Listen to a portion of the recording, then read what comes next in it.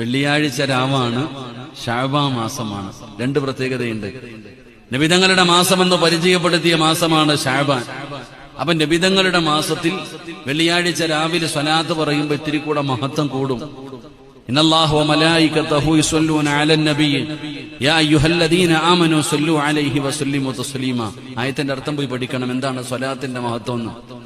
അല്ലാഹു സുബ്ഹാനഹു വ തആല സ്വലാത്തിന്റെ മഹത്വം പഠിക്കണമെങ്കിൽ നമ്മൾ മനസ്സിലാക്കേണ്ടത്, അല്ലാഹു ആദം നബി അലൈഹിസ്സലാമിനെ പടച്ചു.